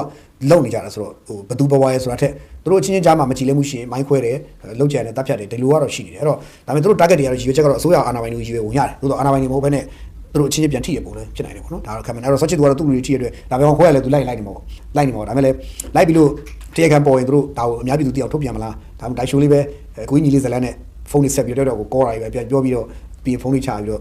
မင်းမှတ်ထားမင်းလည်းပြီးငါလည်းဒါမျိုးတွေပြန်ညှိုးကြမလားတော့ဒါတော့သိဖို့ပဲစောင့်ကြည့်အောင်ပေါ့နော်ဒါလေးရှိတယ်အဲ့တော့ဒါမြောက်ရီဘက်မှာအဲ့ဒါဖြစ်တဲ့ကိစ္စနောက်တစ်ခါဖားကန်ကိစ္စဆိုရင်လေဖားကန်ကိစ္စဆိုလေဒါဖားကန်ကွဲတာတော့ဒါစစ်တပ်စစ်ကြောင်းတွေကိုရည်ရွယ်ပုံရတယ်ဘာလို့ဒီတဖြည်းဖြည်းနဲ့တပ်မတော်ကဒီတရားမဝင်ဒီကြောက်စိမ့်ရောက်ဝယ်မှုကြောက်စိမ့်တူးတာတွေကိုကြောက်တူးတာတွေကိုတဖြည်းဖြည်းတက်ကတဖြည်းဖြည်းနဲ့ထိန်းချောင်းချင်လာတဲ့ပုံပေါ်တယ်ဟိုမှာတရားဝင်လည်းတော့ပြနေပြီဒီကတရားမဝင်လို့ထိန်းနေတယ်ပြီးနေမျိုးလိုမျိုးလည်းသူတက်ကစိုးမှုယူအောင်လည်းရတယ်အဲ့ခါကျတော့တပ်မတော်နဲ့ဒီ KIA ချားမှာနည်းနည်းလေးပုတ်တိုက်မှုလေးနည်းငယ်ဖြစ်လိရှိတယ်ဘာဘယ်ချိန်ဖြစ်လိရှိလဲဆိုတော့တပ်မတော်မှာအရာရှိအကြီးပိုင်းထိပ်ပိုင်းတပ်မမှုအစ်တယောက်ပြောင်းပြီးတော့တိုင်းမှုအစ်ပြောင်းပြီးတော့အသက်ရောက်ပြီးတော့အဲ့လိုမျိုးတွေကြာရင်နည်းနည်းလေးဟိုပြစ်တပြဟိုခတ်တခတ်လေးနည်းလုပ်လိရှိတယ်ညှိနှိုင်းလို့မရချတာပေါ့အဲ့လိုမျိုးရှိကြလိရှိတယ်အဲ့တော့ဒါတွေကိုလည်းရည်ရွယ်ပုံလေးရတယ်နော်ဒါတကူနောက်တစ်ခုကဒီ KIA နဲ့အစိုးရချားမှာနောက်ထပ် issue တစ်ခုကရှိနေသေးတယ်အဲ့ဒါပါဆိုတော့ကမ်ပိုင်ဒီကအခုလောဆယ် KIA ရဲ့အဲ့ကမ်ပိုင်ဒီဝိုက်ကို KIA ရဲ့ထိန်းချုပ်ထားသလိုဖြစ်နေဖြစ်တော့ကမ်ပိုင်ဒီနေဆက်ကုံသွေးတရုတ်နဲ့ကုံသွေးကိအဲ့ကုံသွေးကိကိုတက်မလို့အစိုးရနေပြီးတော့အဲ့ကမ်ပိုင်ဒီကဟာကိုပြောင်းပလိုက်တယ်ပေါ့နော်ပြောင်းတယ်ပေါ့ကမ်ပိုင်ဒီကိုကမ်ပိုင်ဒီဂိတ်ကိုဒီဘက်ကိုပြောင်းပလိုက်တယ်ပေါ့နော်ပြောင်းပလိုက်တာတွေ့ရတယ်အဲ့တော့ဒါကိုချင်းချင်းအဖြစ်တော့ဟိုဝိုင်းဟိုကမ်ပိုင်ဒီဟာကိုမြင်မြင်စုမှု KIA နဲ့တက်ဖြစ်နေတော့ဒါအစိုးရကနည်းနည်းလေးသူတို့ policy change လုပ်ရတယ်အဲ့တော့ကချင်ဝီးချုပ်အခက်တိန်နိုင်ငံပြီးခဲ့တဲ့26ရက်နေ့မနေ့ကပေါ့နော်မနေ့ကတော့သူဗာပြောလဲဆိုတော့ဒီကမ်ပိုင်ဒီကဟိုတဲ့နော်အဲ့တော့အဲ့ကမ်ပိုင်ဒီကဟာတွေကိုဘယ်ကိုပြောင်းမလဲဆိုတော့ကမ်ပိုင်ဒီကုံတဲ့အသင်းတို့ကချင်ပြည်နယ်စာပေအသင်းအဲ့အသင်းဖွဲ့နေသူကဆွေးနွေးပြီးတော့ဝိုင်းမော်မြို့နယ်မိုင်းနာကြီးရွာမှာရှိတဲ့တရုတ်နယ်စပ်ကုံသွေးစခန်းအဲ့ကန်ကိုအဲ့စခန်းလို့ခေါ်တာကမ်ပိုင်ဒီလို့ခေါ်ပါတယ်အဲ့ဒါကိုစွပ်ပွန်ကုမ္ပဏီပိုင်ကုမ္ပဏီပိုင်းချန်ကုံချင်းကွင်းမှာကုံချင်းကွင်းမှာပေါ့နော်ကုံချင်းကွင်းမှာအဲ့မှာပြောင်းမယ်ဆိုပြီးတော့ပြောတယ်အဲ့ဒါပြောင်းမယ်အဲ့ဒါကရိန်းကွင်းလို့လည်းခေါ်တယ်အဲ့မှာကွန်ပစ္စည်းတွေချင်းနေအဲ့မှာသွားချင်းရတယ်ကွင်းအဲ့ကွင်းမှာပဲနေဆက်ကုံသွေးစခန်းဆိုပြီးတော့တတ်မှတ်ပြီးတော့ထားမယ်ဆိုပြီးတော့ပြောင်းတယ်ပေါ့26ရက်နေ့ကသူတို့ဒီကချင်မှာရှိတဲ့ကုံသွေးတွေကချင်စီးပွားရေးလုပ်ငန်းရှင်တွေအဲ့ဒါကိုလည်းသူဝင်းချုပ်ကတွေ့ပြီးတော့ပြောတယ်ပေါ့နော်ဆိုတော့အရင်တော့မိုင်းဝိုင်းမော်မြို့နယ်မိုင်းနာကြီးရွာရွှေမိုးတောင်ဖျားတောင်ကြီးအောင်မှာသူတို့စကန်ရိုင်းစကန်ဖွင့်ခဲ့ဘူးတယ်နောက်တော့အခုတော့ဒီတဖြည်းဖြည်းနဲ့ဒီမိုင်းနာဝေပါဝါရှောင်းအဲ့အစရှိတဲ့လမ်းတွေအတိုင်းအတွင်းပိုင်းနဲ့ဒီစွပ်ပွန်ဝင်းထဲမှာပြန်ဖွင့်တော့မယ်ဖွင့်ပြီးတော့ပိုလုံုံတဲ့ဘက်ကိုပိုးရှိတယ်ပို့ပြီးတော့ကုံသွေးကိုဒါအစိုးရရဲ့အုပ်ချုပ်မှုအောက်မှာထားခြင်းတဲ့သဘောရှိတယ်ပြောအရင်တော့တမရလည်းခဏခဏပြောတယ်နေသက်ကုံသွေးတွေကအစိုးရအောက်မှာရှိရမယ်ဘယ်လက်နက်ကဖွဲ့စည်းအောက်မှာရှိလို့မရဘူးဆိုတော့နိုင်ငံတော်တမရလည်းကြီးကြီးကပြောခဲ့ပြီးဖြစ်တဲ့အတွက်ဟိုဟာတိုက်လို့မပြီးသေးခင်မှာကုံသွေးကိုဒီဘက်ကိုကောက်ရွှေ့လိုက်တဲ့သဘောမျိုးလို့ကျွန်တော်မြင်တယ်ပေါ့နော်ဆိုတော့အဲ့တော့ဟိုမှာတော့ပြရတာတိုက်လို့ရပြီပေါ့ဗျကို ဘာမှဟိုမရှိချီနောင်တာဘာမှမရှိဘူးဆိုပြတာတိုက်လို့ရတော့အဲ့တော့အဲ့ဒါတွေလည်းရွှေ့နေတာရှိတယ်လို့ကျွန်တော်တို့အကြံဉာဏ်သိရတယ်ပေါ့နော်ဆိုတော့ကမ်ပိုင်ဒီပြောင်းပြီဆိုတော့မကြခင်တော့ဒါမကြခင်တော့ဒီကုံသွေးရတော့ဒါကမ်ပိုင်ဒီဘက်ကနေကမ်ပိုင်ဒီမဟုတ်တော့ဘဲနဲ့တခြားဒီစွတ်ပွန်ဘာခေါ်လဲကျွန်တော်အဲ့ဒီနေရာတွေကိုလည်းအလွတ်မရပါဘူးပြပွန်လည်းပြောရတော့ဒါကျွန်တော်တို့အလွတ်ရမှာမဟုတ်စွတ်ပွန်ကရင်ကွင်းပေါ့နော်ကရင်ကွင်းလို့လည်းခေါ်တယ်စွတ်ပွန်ကွင်းပေါ့နော်ကုံချင်းကွင်းပေါ့အဲ့ကွင်းမှာပဲနေတဲ့ကုံသွေးကိဖြစ်သွားတယ်ပေါ့တော့တရုတ်နိုင်ငံမှာနေတဲ့ကုံသွေးမှာမူဆယ်ရှိတယ်မူဆယ်လွယ်ကျဲကမ်ပိုင်ဒီအဲ့လိုဂိတ်တွေအများကြီးရှိတယ်တိတ်တိတ်လေးလေးရှိတယ်မူဆယ်လွယ်ကျဲကမ်ပိုင်ဒီအစရှိတယ်လို့ရှိကြတယ်ဆိုတော့ဟိုဒီအောက်ဘက်ဒီဘက်ကလည်းဆင်းလို့ရပါတယ်ဒီဘက်ကကိုချင်းရွှေဟော်လို့ရှိပါတယ်တရုတ်နဲ့မြန်မာနဲ့နေတဲ့ကုံသွေးရ9ခု10ခုလောက်ရှိတယ်တိတ်တိတ်လေးကြီးလေးအကုန်ပါဆို9ခု10ခုလောက်ရှိတယ်ပြီးတော့ဟိုတောင်ကြားလမ်းတွေရှိတယ်တောင်ကြားလမ်းတွေလည်းရှိသေးတယ်ဒီကုံသွေးစခန်းမှာဖွင့်ထားတဲ့တောင်ကြားလမ်းတွေလည်းရှိတယ်ဟိုကချန်စီကိုကြော်လို့ရတယ်လည်းရှိသေးတယ်အများကြီးပဲကျွန်တော်တို့ကမိုင်မောင်းထောင်ချီကျွန်တော်တို့ကရှိနေတာဟုတ်လားမိုင်မောင်းပါလေတရုတ်နဲ့မြန်မာနဲ့ဂျာမိုင်မောင်းထောင်ချီဘယ်လောက်များလဲဆိုတော့တရုတ်နဲ့မြန်မာဂျာကျွန်တော်တွက်ကြည့်လိုက်တော့ဟိုနေ့ကြည့်လိုက်တော့မိုင်မောင်း1358မိုင်ရှိတယ်နေဆက်ကဆိုတော့ပြောရရင်ဟိုဒိန်ဖူတောင်ကြားလို့ခေါ်မလားဒီဖူတောင်ကြားကနေပြီးတော့ကျွန်တော်တို့အောက်ကိုဆင်းရင်မိုင်းယူအဆက်နာပေါ့အဆက်နာတီကိုသူကတောင်းလျှောက်ကြီးရှေးကြီးအဲ့နေတကြောမှာနေသက်ကုန်လေးစခန်းအများကြီးလုပ်လို့ရတယ်အဲ့တော့တို့ကဒီပုံမှန်ဆိုတော့ဟိုအပေါ်ပိုင်းဟိုထိတ်ဆုံးပိုင်းဒီဖူတောင်ကြားဘက်ချမ်းတဲ့အထိဆိုရင်ဒီဖူဆိုတာဟိုဒီဘက်ကတရုတ်ဒီဘက်ကအိန္ဒိယပြီးမြန်မာအဲ့တောင်ကြားနေရာဆိုရင်ဟိုဘက်ကိုသွားလိုက်သွားလိုက်ရတယ်အဲ့တောင်ကြားဆိုလို့ရှိရင်ကုန်သေးစခန်းလည်းမရှိဘူးဒါပေမဲ့တောင်ကြားလမ်းလည်းရှိတယ်အဲ့လိုမျိုးတွေပေါ့တို့တော့ခါကြရင်ကျွန်တော်တို့ကအစိုးရအနေနဲ့ကတရားဝင်နေတဲ့ကုံသွေးခိတ်တွေကိုအစိုးရအောက်မှာထားမယ်ပြီးတော့ကုံသွေးတွေလုပ်မယ်ဆိုပေမဲ့လက်နက်ကင်ပြည်ခါရှိနေတယ်လက်နက်ကင်ပုံကန်သူတွေကနေဆက်ကုံသွေးခိတ်တွေကိုဘာလို့သိမ့်ပိုက်နေလဲသိမ့်ပိုက်ထားတယ်သိမ့်ပိုက်ထားပြီးတော့သူကတရုတ်ချီကနေကုံသွေးနိုင်တွေလုပ်တယ်တရားမဝင်တွေပေါ့လုပ်ကြတယ်ဒါတရားဝင်ပုံလက်နက်ကင်သဘုံတွေနဲ့ကုံအရွယ်ရောင်းဝယ်လုပ်ပြီးဆိုရင်အဲ့ဒါတရားဝင်ရောင်းဝယ်လို့ခေါ်ပါတယ်အဲ့တော့အဲ့ဒါကိုတရုတ်ကအားပေးသလိုအားမပေးရင်တော့အားပေးသလိုဖြစ်နေတာကြီးကအားပေးဘူးဆိုရင်တော့အားပေးသလိုဖြစ်နေတာကြီးကကျွန်တော်တို့အစိုးရအတွက်ကနည်းနည်းလေးတော့ကြည့်ရတယ်သိအဆင်မပြေဘူးပေါ့ဗျာအဲ့တော့အဲ့လိုရှိတယ်အဲ့တော့အဲ့ဒါကြီးရှိတော့ဒီအစိုးရအနေနဲ့ကိုယ့်ရဲ့အုပ်ချုပ်မှုရန်တရားအောက်ကိုချက်ချင်းပြန်ရွှေ့တယ်ကိုယ့်ဘက်ကိုပြန်ရွှေ့တယ်ဟုတ်ဒီလိုတွတ်တွေ့ရတယ်ဆိုတော့ဒါလည်းကျွန်တော်တို့ကောင်းတဲ့ဘက်ကတော့ရှိပါတယ်အဲ့တော့ဒီမှာနေတဲ့ကုန်သေးရလည်းနည်းနည်းရက်တန်နေသုံးဖို့ဟိုဖြစ်နေတယ်ပေါ့နော်ဟိုရော့ကြနေတယ်လည်းတော်တော်ကြာပြီထိုင်းနေတဲ့ကုန်သေးလည်းရော့ကြနေတယ်ကြာပြီဆိုတော့နေတဲ့ကုန်သေးဆိုလည်းရော့ကြတယ်ဘာလို့ရော့ကြလဲမြန်မာဘက်ကလက်နက်ကင်ပြည်ခါတွေရှိနေမြန်မာဘက်ကရှင်းရှင်းလေးပဲငါတို့နေတဲ့ကုန်သေးကိုပင်လေအကြောင်းမှာတွားမယ်နေတဲ့ကုန်သွေးမလုပ်ဘူးဆိုတော့တရားမဝင်လက်နက်ကင်နေအုပ်စုတွေအများကြီးရှိနေဆိုတဘောပေါ့နော်ဆိုတော့ထိုင်းမြန်မာနေတဲ့ကုန်သွေးဆိုတဲ့ကိစ္စဆိုရင်လည်းဒါအခုဒါကျွန်တော်ဒီနေ့ထည့်ပြောမယ့်ကိစ္စတခုပါလာပြီအဲ့ဒါဘာလဲဆိုတော့ထိုင်းဘရင်အတိုင်းနိုင်ငံကောင်စီရဲ့နော်ဘရင်အတိုင်းနိုင်ငံကောင်စီရဲ့ဗိုလ်ချုပ်ကြီးပေါ့နော်ဘရင်အတိုင်းနိုင်ငံကောင်စီရဲ့ဗိုလ်ချုပ်ကြီးနေသားဒူဝင်ချုပ်လည်းဖြစ်တယ်ဗိုလ်ချုပ်ကြီးတယောက်လည်းဖြစ်တယ်နော်ထိုင်းဆိုတရားဝင်ကြီးလည်းထမ်းဆောင်ဘူးတယ်နော်အဲ့ဗိုလ်ချုပ်ကြီးပိုင်ပွန်ခွန်ချာလာဆိုတဲ့ပုဂ္ဂိုလ် तू က25ရက်နေ့ကျွန်တော်ကဘာကောက်သွားတဲ့အချိန် तू ကနေပြီးတော့ရောက်တယ်ဘာမှမဆိုင်ဘူးနော်တမင်ပြောတာတော်ဆိုင်တယ်ဆိုတော့နေပြီးတော့သူတို့ဟိုဘယ်လိုခေါ်မလဲအထူးလျှော့ပုံစံမျိုးနဲ့သူတို့သွားကြတယ်သွားပြီးတော့မှနောက်တစ်ရက်ကျမှသူတို့ကထိုင်းမီဒီယာတွေမှာထိုင်းရဲ့အစိုးရရဲ့တရားရေးဝန်ကြီးဌာနတို့ထိုင်းရဲ့ဒီရဲတပ်ဖွဲ့တွေထိုင်း Royal Police မှာသူတို့ဘာမှတရားဝင်တင်လာတော့မှကျွန်တော်တို့သိရတယ်ဆိုတော့သူလာသွားတယ်လာပြီးတော့ဘယ်သူနဲ့တွေ့သွားလဲဆိုတော့ဒီထိုင်းရဲ့အထူးတပ်ဖွဲ့ပေါ့နော်အထူးဒါအထူးစီစဉ်နဲ့လာရတာဟိုလိုတီးတောင်အရေးကြီးလှုပ်လိုက်တဲ့ကိစ္စပေါ့နော်ဆိုတော့သူကဘယ်သူနဲ့တွေ့သွားလဲဆိုတော့ကျွန်တော်တို့စီရဆိုလို့ရှိရင်မြန်မာနိုင်ငံအတိုင်းအမြံကောင်စီပြည်တော်စုအတိုင်းအမြံကောင်စီရဲ့ဥက္ကဋ္ဌဦးစိုးဝင်းနောက်အတွင်းမှုဦးမောင်ကြီးတို့တွေနဲ့တွေ့သွားတယ်အတိုင်းအမြံမြန်မာနိုင်ငံဒီပြည်တော်စုအတိုင်းအမြံကောင်စီကဥက္ကဋ္ဌနဲ့အတွင်းမှုဖွဲ့ဝင်အဲ့ဒီဖွဲ့ဝင်နဲ့တွေ့သွားတယ်ပြီးပြည်ရေးဝန်ကြီးဒီကပြည်ကြီးညုံဝင်းဆွေနောက်ဒူဝန်ကြီးဗိုလ်ချုပ်မင်းသူနောက်ရဲချုပ်ဗိုလ်ချုပ်မျိုးမင်းထိုက်တို့တွေအဖွဲ့နဲ့တွေ့ပြီးတော့ဒါရှင်းပြတော့ဆွေးနွေးကြရရှိတယ်ပေါ့ဆွေးနွေးကြတဲ့အခါမှာနော်လာဆွေးနွေးကြတဲ့အခါမှာဒီကုန်းကနေသက်ကုံသွေးကိစ္စတွေပါလာပြီနေသက်ကုံသွေးကိစ္စတွေလည်းတို့စိတ်ဝင်စားတယ်ဒီလိုပဲနှစ်ဖက်အပြန်အလှန်ပြောဆိုတာရှိတယ်တစ်ဖက်မှာလည်းမြန်မာသမ္မတရဲ့ဩဂုတ်လခီးစဉ်ရှိနေတယ်ဩဂုတ်ဒီ6ခုခီးစဉ်ရှိနေတယ်ရှိတော့သူကဒါတွေကကိုချိတ်ဆက်ပြီးတော့အရေးကြီးလုပ်နေတာသဘောရှိတယ်အဲ့တော့ဒီအတိုင်းကောင်စီဝင်ဗိုလ်ချုပ်ကြီးဟောင်းကဒီပိုင်ပွန်ပမ်ချာရာသူကမြန်မာပြည်လာပြီးတော့သူကပြောတာဒီကျွန်တော်ထင်တယ်ဟိုဘက်ကသူတို့ထုတ်ပြန်ချက်တွေရဆိုဟိုဘက်ကတောင်းဆိုတာပေါ့နော်ဟိုဘက်ကတောင်းဆိုတာရှိတယ်ဟိုဘက်ကနေပြီးတော့လိုချင်တာဒီမြန်မာပြည်ထဲမှာရောက်နေတဲ့ဒီရာဇဝတ်ကောင်တွေပေါ့မူရရာဇဝတ်ကောင်တွေအဲ့ဒါတွေကိုဖမ်းပေးဖို့ပြောပေးဖို့ဘာညာပြောတယ်ဒီဘက်ကလည်းပြန်ပြောတယ်အပြန်လန်ပေါ့ဗျာသူနဲ့ကိုယ်နဲ့အပြန်လန်ပြောကြတယ်လေရှိတယ်လို့ကျွန်တော်အကြမ်းမြင်သိရတယ်ပေါ့နော်ဆိုတော့ဒီထိုင်းဘက်ကမီဒီယာတွေမှာရေးပုံကြတော့ထိုင်းနိုင်ငံဘက်ကသူအဖွဲ့တွေအားတဲ့နော်ဒီနေဆက်ဖြတ်ကျော်မွေးစီဝါကွန်ရက်တွေကိုနှိမ်နှင်းဖို့နော်မွေးစီဝါကိစ္စတွေနှိမ်နှင်းဖို့ကြားဖြတ်ကိစ္စတွေနှိမ်နှင်းဖို့ဒါတွေပြောတယ်အဲ့ဒါတွေအဓိကဆွေးနွေးတယ်နော်အဲ့တော့ဆွေးနွေးပြီးတဲ့အခါမှာတို့ကကျွန်တော်တို့ဘက်မှာရှိနေတယ်တို့ကျွန်တော်ဖမ်းပေးရမယ့်လူတွေပေါ့ဒါတွေလည်းတို့ပြောတယ်အဲ့တော့မြန်မာဘက်ကလည်းပြန်ပြီးတော့ပြောတယ်မြန်မာဘက်ကပြန်ပြောတယ်ပေါ့နော်ဘာလဲဆိုတော့โอเคမြန်မာတို့တပိတ်တိချောင်းနေတဲ့မင်းတို့ကမွေးစီဝါနဲ့ပတ်သက်တဲ့အရေးကြီးတရားခံပြည်တွေမြန်မာဘက်မှာရှိရောက်နေတယ်လို့ပြောရင်โอเคငါတို့ကအဲ့ဒါရောက်ပြီမယ်ဆိုရင်တော့မင်းတို့ဘက်မှာရောနော်မင်းတို့ဘက်မှာရောဆိုတော့မင်းတို့မှာနေထိုင်နေမင်းတို့မှာရှိနေတဲ့မြန်မာအစိုးရအလိုရှိတဲ့ရာဇဝတ်သားတွေအဲ့ဒါတွေလည်းမင်းတို့ပေးမှလားဆိုအပြန်အလှန်ဆွေးနွေးကြတဲ့သဘောမျိုးလို့ကျွန်တော်ကြားရတယ်ပေါ့နော်ဆိုတော့ပြောရင်တော့ဒါအရေးကြီးတယ်တွေ့တဲ့လူတွေကပြည်ထောင်ဝင်ကြီးပါနေတယ်ပြည်ထောင်ဝင်ကြီးပါနေတဲ့အတွက်ဒါပြည်ထောင်ကိစ္စတွေနိုင်ငံပြည်ထောင်ကိစ္စတွေနိုင်ငံဒီမွေးစီဝါအကျန်းဖက်တိုက်ဖြတ်ရေးကြားဖြန့်လူကုန်ကူးစသဖြင့်ပေါ့ဗျာဒီနေဆက်ချန်စီရှောင်းမှာဖြစ်နေတဲ့တရားမဝင်လုပ်ငန်းတွေပြည်ပခါတွေချမ်းဖက်မှုတွေဒါတွေနဲ့ဆက်ဆက်တိုက်ရိုက်ဆက်ဆက်တယ်ပေါ့နော်ပြီးတော့အဲ့ဒါပြီးလုံခြုံရေးရှုထောင့်ရနိုင်ငံပူးပေါင်းလုပ်ရမယ့်ကိစ္စတွေပါလာမယ်ပြီးရင်နေဆက်ကုန်သွေးဒီဟာဖွင့်ဖို့တော့နေဆက်ကုန်သွေးပြန်ဖွင့်ပြီးတော့ဒီနေဆက်ကုန်သွေးပြန်ဖွင့်ပြီးတော့မှထိုင်းရလေသူတို့ဘက်ကပြန်ဟောပြမယ်ဆိုထိုင်းဘက်ကတောင်းဆိုမှုရှိတယ်အဲ့တော့ကျွန်တော်တို့ပြောရတော့ဒီဆွေးနွေးချက်တွေကစိတ်ဝင်စားဖို့တော့ကောင်းတယ်ဒီဆွေးနွေးချက်တွေစိတ်ဝင်စားဖို့ကောင်းတယ် ထိုင်းဘက်ကအလောတကြီးအလိုရှိနေတဲ့ပုံစံမျိုးတွားတွေ့ရတယ်ထိုင်းဘက်ကလိုလားချက်ပုံမြင်မာတယ်ကျွန်တော်တို့ဘက်ကလိုလားချက်တဲ့ထိုင်းဘက်ကလိုလားချက်ကပုံမြင်မာနေတာကိုကျွန်တော်တို့ဒီအစည်းအဝေးရတွေ့ရတယ်နောက်တစ်ချက်ကဒီထိုင်းဘက်ကလိုရှိတယ်ဆိုတဲ့နေရာမှာနောက်တစ်ချက်ကဘာရှိလဲဆိုတော့ထိုင်းကကျွန်တော်တို့ဒီ FBI ရအုပ်စုတွေနဲ့သူတို့ဆွေးနွေးပြီးတဲ့နောက်မှာသူတို့နှိမ့်နေပေးမယ်ငွေရာဇဝတ်တွေကိုနှိမ့်နေမယ်ဆိုတဲ့ခရီးကိုတွေတော့ပေးထားတာရှိဆိုတော့ DE ပေါ့နော်ထိုင်းရ American DE နဲ့သူညှိနှိုင်းခဲ့တာ FBI နဲ့ညှိနှိုင်းခဲ့တာရှိတော့အဲ့ဒါတွေကိုသူပြောထားတော့အဲ့ဒီလူတွေကိုဖမ်းဆီးစီးဆိုရင်မြန်မာဘက်ချမ်းကိုထွက်ပြေးလိုက်ရရှိတယ်ထွက်ပြေးလာဆိုတော့မြန်မာချမ်းပြေးလို့လက်နက်ကိုင်ပြေးကနေပြည်ထဲမှာပဲဆိုလို့ရှိကြတယ်ရန်ကုန်မန္တလေးနေပြီးတော့စိုက်ချိန်မျိုးတွေမလာနိုင်ဘူးလေသူတို့ကနေဆက်လက်နက်ကိုင်အုပ်စုတွေနဲ့ပဲထိုင်းဘက်ကမွေးရတရားခံရာဇဝတ်ကောင်တွေကဘယ်လိုသွားမလဲနေဆက်မှာရှိတယ်လက်နက်ကိုင်တွေစီမှာပဲသွားပြီးတော့ခိုးလုံးနေထိုင်ကြတာရှိတယ်ဥပမာစောတင်ဝင်းစီမှာဆိုရင်စောတင်ဝင်းရဲ့တစ်ကလေးမှာဆိုလို့ရှိရင်အရင်တော့ဆိုရင်အုပ်လိုက်ရှိတယ်အခုအဲ့ဒီအုပ်စုအဖွဲ့လိုက်ကြီးလူ40ကျော်ကြီးကနိုင်ကြထွက်ပြေးလာတဲ့ရာဇဝတ်သား40ကျော်ကြားဖြတ်နေဆက်ဆက်တယ်မွေးအကုန်အကိုင်းတိုင်းကိုအဲ့ဒီ40ကျော်ကအခုဘယ်လိုသွားဆိုလာဘက်ကိုရွှေ့သွားပြီလာဘက်ကိုရွှေ့သွားပြီကျွန်တော်ပြန်နောက်ဆုံးသိရတယ်ဆိုတော့ဒါတွေအကုန်လုံးကရွှေ့သွားပြီးကြားတယ်ပေါ့နော်ဟိုဆိုတော့ဒါတွေအကုန်လုံးထိုင်းဘက်ကလည်းမြန်မာနဲ့ပတ်သက်ပူပေါင်းလို့မရမြန်မာနဲ့ပါနီးရဆက်ဆက်မှလည်းရမှာပေါ့ရှိတယ်အဲ့တော့မြန်မာကျတော့လည်းလိုလားချက်ရှိလားဆိုရှိတယ်မြန်မာဘက်ကကျတော့လိုလားချက်ပါရှိမလဲအများကြီးပါဥပမာထိုင်းမှာရောက်နေတဲ့ရာဇဝတ်သားတွေရှိတယ်မြန်မာဆိုတော့ပုံမှန်တော်လန်တဲ့ရာဇဝတ်သားတွေအဲ့ထက်ကဘယ်သူတွေဖမ်းပေးလို့ရလဲဘယ်သူတွေရေးယူလို့ရဒါတွေရှိတယ်ဒါတွေကအများကြီးပဲလာအဲ့တော့သူတို့ဒီ internet အတွင်းပိုင်းမှာဆွေးနွေးတဲ့ကိစ္စတော်တော်များကိုကျွန်တော်တို့ဒီဘက်ကဟိုသေးစိတ်မီဒီယာမှာထုတ်ပြောမှာတော့မဟုတ်ဘူးဒါထုတ်ပြောမှာတော့မဟုတ်ဘူးအဲ့တော့ကျွန်တော်တို့လည်းအနည်းဆုံးခံမှန်းလို့ရတာပဲရှိတယ်တခုကျွန်တော်ပြောနေတာကျွန်တော်တို့လာမယ့်စနေနေ့မှာထွက်ရှိလာမယ့် The Statesman Journal ဒါကြောညာ Statement Journal အဲ့ journal မှာတော့ကျွန်တော်ထိုင်းမြန်မာဆက်ဆံရေးထိုင်းမှာဆက်ဆံရေးနောက်တစ်ခုထိုင်းကအာဆီယံနဲ့မြန်မာကြားမှာထိုင်းရဲ့ပွဲစားလုပ်နေတဲ့နေထားတွေသမရရဲ့ထိုင်းရောက်တော့ခီးစင်တွေအဲ့ဒီနေထားနဲ့ပတ်သက်ပြီးတော့ထိုင်းမှာရှိတဲ့ကျွမ်းကျင်သူတို့နဲ့ကျွန်တော်ဒီချာလေးမိထားလေးရှိတယ်သူနားလေတယ်သူလေ့လာထားတဲ့မိထားရှိတယ်အဲ့ဒီမှာသူပြောချချက်တွေဆွေးနွေးချက်တွေကျွန်တော်အခုတည်းဘာမှအတန်းဖိုင်မဖြစ်ရသေးဘူးပေါ့နော်နားမထောင်သေးဘူးဒီချာလေးပြန်နားထောင်ကြည့်အောင်သူဘာတွေပြောသွားဆိုကျွန်တော် point ပြန်နှောက်အောင်အဲ့ဒါတွေရပြီဆိုရင်အဲ့ဒါလေးနဲ့ကျွန်တော်တို့ကပြန်ပြီးသုံးသက်ချက်ပြန်ရေးပြီးတော့ဟိုကျွန်တော်တင်ဩဂုတ်လလာမယ့်စနေနေ့ပေါ့နော်စနေနေ့31ရက်နေ့စနေနေ့တရက်နေ့ပေါ့တရက်နေ့ကြာရင်ပေါ့နော်ဩဂုတ်လတရက်နေ့ကြာလို့ရှိရင်ဖတ်လို့ရပြီအဲ့ကြရင်ကျွန်တော်တို့သိသိပါပါလိမ့်မယ်ကျွန်တော်လည်းအဲ့ဒီမှာသိချရိဖတ်ပြပါအောင်ကဲထားပါတော့နော်ဆိုတော့တိုင်းပြည်ကောင်စီအုပ်စုတွေဆူလာပြီဆိုတော့အရေးကြီးကိစ္စတွေပါလာတော့ဗျာနော်ဒါလေးပါပဲနော်ကဲနောက်တစ်ခုကကျွန်တော်တို့ဒီတစ်ဖက်မှာအဲ့ကိစ္စတွေပါရင် NUG ကိစ္စလည်းစိတ်ဝင်စားဖို့ကောင်းတယ် NUG ပေါ့နော် NUG ကိစ္စလည်းချားမဟုတ်ဗျာ NUG ရဲ့ဒီမန္တလေးတိုင်းတာဝန်ခံလို့ပဲပြောကြတဲ့ဒီ